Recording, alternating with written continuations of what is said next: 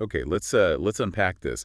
What happens when a complete outsider, someone really outside the usual political circles, actually steps up and starts to, well, shake things up? It's a fascinating scenario, isn't it? We're talking about a genuine challenge to established power. Exactly. And not through the usual channels, but like from the ground up. Yeah.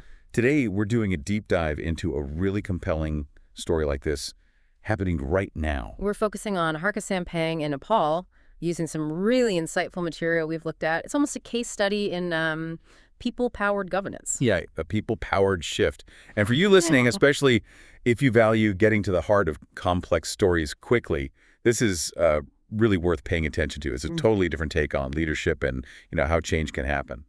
Yeah, and it feels particularly relevant now, doesn't it, with trust in traditional politics often being quite low. Sampang's story might offer some, well, alternative perspective. Absolutely. And to help us sort of navigate this, we've got our expert here to give us that crucial context and dig a bit deeper. Happy to be here. It's a remarkable story. So where do we even begin with Harka Sampang? His background, I suppose. Yeah, I think understanding his early life is key. Where he comes from, what shaped him. It helps explain his motivations and that strong connection he seems to have. Okay, so we're talking eastern Nepal, a place where maybe infrastructure and opportunities weren't always readily available. That's the picture, yeah. Limited resources. And he grew up in a family that really valued hard work, resilience. That seems important. So those early experiences, they weren't just background noise. They actively shaped his outlook. Absolutely. Seeing the struggles of marginalized communities firsthand, that seems to have really fueled his sense of justice and his opposition to, well, corruption and inequality he saw. It wasn't abstract theory for him. No, not at all. It was lived reality. And education. He went through public schools, college. But the material suggests his activism was maybe the real classroom. That's a really good way to put it. The activism, getting involved directly, seems central. It wasn't just books. It was, being out there. Seeing things for himself. Exactly. And apparently he traveled quite a bit across Nepal, engaged with lots of different groups. That must have broadened his understanding of the bigger picture, the socio-political landscape. Right. Not just local issues, but the systemic stuff, too. Yeah, precisely. So before politics was even on the radar, he was already active in Dharan, an activist. Very much so. Campaigning on issues like environmental problems, water scarcity, which is a huge one there, corruption, lack of basic services, things that really hit people day to day. And not just talking, right? The sources mentioned him, actually, like participating in protests, organizing cleanups. Direct action, yeah. He wasn't afraid to get his hands dirty, literally in some cases. That paints such a picture, doesn't it? Cleaning drains, distributing water himself. That's not your typical politician photo op. No way. And that hands-on approach, that's how you build real trust, isn't it? Real connection. People see that you're actually there doing the work. Yeah, for you listening, think about that demonstrating commitment through actual sweat and effort. It resonates differently. It's about authenticity, I think. They saw him as someone who got it, who understood their problems because he was right there with them. That trust was, well, fundamental later on. Okay, so he's got this incredible support base built through years of activism. What pushed him into politics? What was the trigger to run for mayor? Seems like two main things, closely linked. First, just being deeply disillusioned with the main political parties, feeling they weren't delivering. Okay, the classic frustration with the status quo. Been there. Right. But it wasn't just his frustration. The material really emphasizes that people were asking him to run. They saw him as, the real deal. So a push from the community itself. Exactly. They'd seen his dedication over the years. They weren't just looking for any politician. They wanted him. And crucially, he ran as an independent. No party backing. None at all. Just relying purely on that grassroots support he'd cultivated. Which leads to his campaign, described as minimalist, focused, deeply personal. That sounds unusual. Very. Forget the big rallies, the posters everywhere. His slogan was laser-focused. Clean water, clean politics, community empowerment. The basics. And how did he get the message out? Social media. That was his main tool. Videos, messages, live updates, talking directly to voters, unfiltered. So completely bypassing traditional media. Largely, yeah. It leveled the playing field, allowed that direct connection we talked about.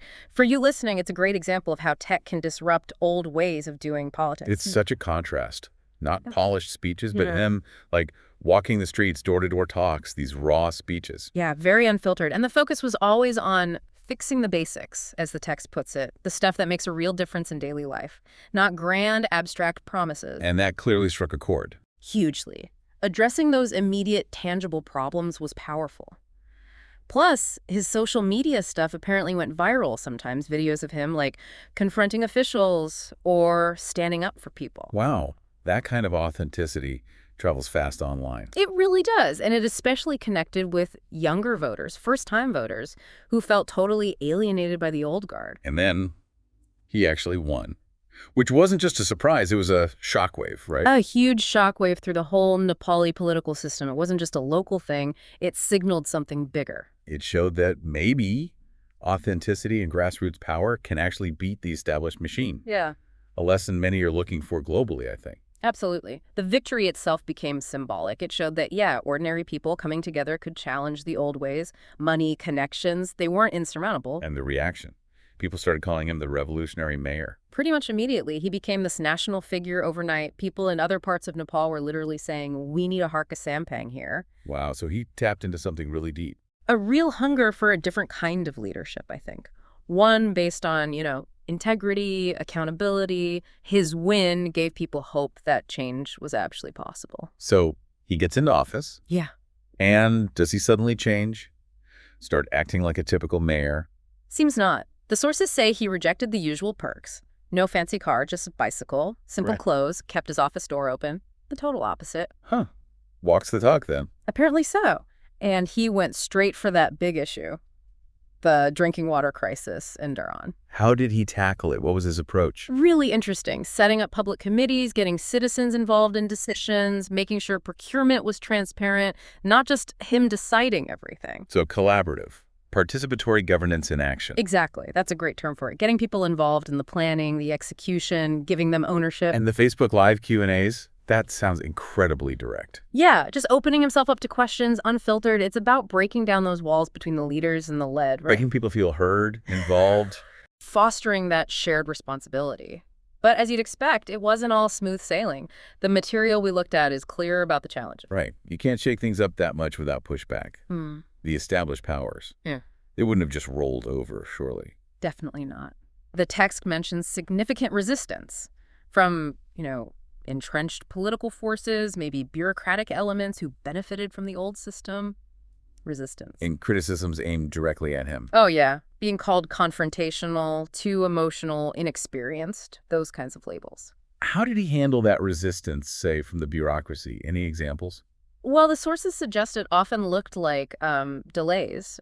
Red tape suddenly appearing, his initiatives getting slowed down, public criticism maybe amplified by media outlets closer to the old guard. And his response? Primarily going public. Yeah. Using his social media, that direct line to the people, to basically say, look, this is the obstacle we're facing. Rallying citizen support to create pressure, transparency, and public accountability were his main tools. Makes sense. And admitting inexperience, but stressing commitment. Exactly. Acknowledging he was learning, but doubling down on his commitment to work with the people. His style clearly got noticed, far beyond Dharan. Massively. National news coverage, documentaries, interviews, and huge interest from the Nepali diaspora, people living abroad who really connected with his story. International attention, too. Yeah, development experts, NGOs took notice. Mixed reactions, as you'd expect. Some admiration, some valid criticisms about maybe policy details or long-term plans, but general agreement that this was a really interesting experiment in governance. Okay, so let's talk ideology. Does he fit into a neat box? Left, right, center? The material suggests not really. He doesn't seem driven by a rigid ideology. It's more about pragmatism, what actually works on the ground, ethics, and that direct engagement we keep coming back to. So principles rather than doctrine. Accountability, transparency. Self-reliance, yeah. Local solutions for local problems. And that participatory governance idea, those seem to be the core drivers. And his bigger vision. A Nepal less dominated by the big parties. Seems like it. More focus on individual accountability, grassroots power. Shifting away from that top-down model. A citizen-led approach. That captures it well. But again, the sources are balanced. They also highlight the criticisms and controversies. It's not a simple hero narrative. Right, the other side. What are the main critiques? Concerns that his maybe emotional style could sometimes hinder rational decision-making. that the confrontational approach might create friction, administrative problems, Fair enough. Potential downsides to disrupting things. and accusations of populism, potentially undermining established institutions or processes. Also, the question of whether relying so heavily on social media prioritizes, like, performance over solid policy work. Interesting points. How much weight do we give those criticisms? Well, they're worth considering for sure. Any new approach has potential pitfalls. But the text also, wisely I think, points out that some criticism might just be noise from the very power structures he's challenging. They have an interest in seeing him fail, right? True. So looking forward, it's still early days in his term, as the sources note. But what's his legacy shaping up to be, even now? I think undeniably he's changed the conversation about leadership in Nepal. That's huge. How so? He's shown that an ordinary person, someone with integrity and that deep community connection, actually can rise up and challenge the status quo. That it's possible. He's provided a blueprint, almost. In a way, yeah. And we're apparently seeing other independent candidates trying to replicate his model elsewhere in Nepal. That's a clear sign of his impact. So whatever happens next in his own career. Exactly. Regardless of his political future, he seems destined to be remembered as a transformative, maybe even revolutionary figure in Nepal's recent history, a real agent of change. He's offered a different vision for politics, hasn't he? Rooted in the local, the tangible, the connection with people. Absolutely. A powerful counter-narrative to cynicism and disillusionment. Okay, so wrapping this deep dive up, Harka Sampang's story is just a fascinating look at grassroots power in action. An outsider using unconventional means, focusing on basic needs, engaging citizens directly, and really challenging the old ways. Yeah, it's a potent mix. And for you listening, especially if you're interested in how impactful movements start and grow, his journey is such a compelling, real-world example of bottom-up change. It shows what individual action can spark. Definitely. So here's a final thought to leave you with. What does Harka Sampang's experience make you think about the future of political leadership and citizen engagement? Not just in Nepal, but maybe in contexts you know better. Could we see similar movements gain traction elsewhere?